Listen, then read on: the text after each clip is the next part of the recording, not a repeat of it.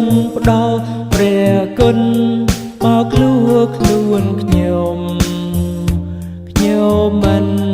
គួរសោះតែទ្រង់មកដល់ប្រខ្ញុំ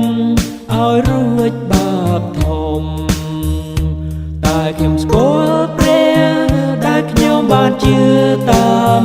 ហើយខ្ញុំជឿពិតថាទ្រង់អាចថែរក្សាបញ្ញាដែលខ្ញុំផ្ញើទុកនឹងទ្រង់ដល់រាបដល់ថ្ងៃនៅកាលណាខ្ញុំមិនដឹងយ៉ាងណាព្រះវិញ្ញាណបានឲ្យស្គាល់បាបខ្លួនផង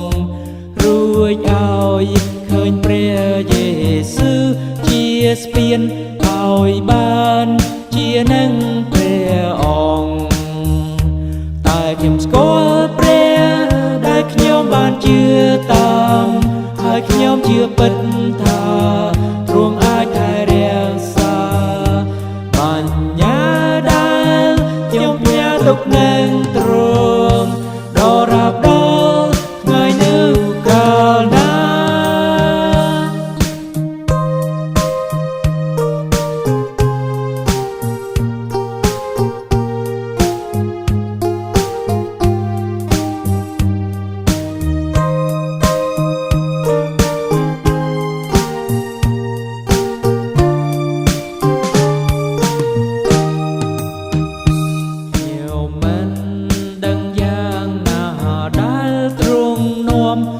ឲ្យខ្ញុំ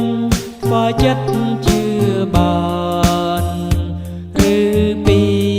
ដំណើរដែលខ្ញុំជឿមុំបានឲ្យមានចិត្តខ្សែមខ្សានតែខ្ញុំស្គាល់ព្រះដែលខ្ញុំបានជឿតាមហើយខ្ញុំជឿពិតថាទ្រង់អាចថែរក្សាបញ្ញាទុកនឹងទ្រ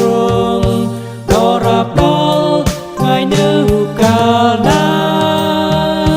ខ្ញុំមិនដឹងជាទ្រង់នឹងយាងមកទោះបើយប់ឬថ្ងៃត្រង់បើស្លាប់ឬរស់ឲ្យបានពឹងជ្រកនឹងទៅជាមួយព្រះអង្គតែខ្ញុំស្គាល់ព្រះដែលខ្ញុំបានជឿតាម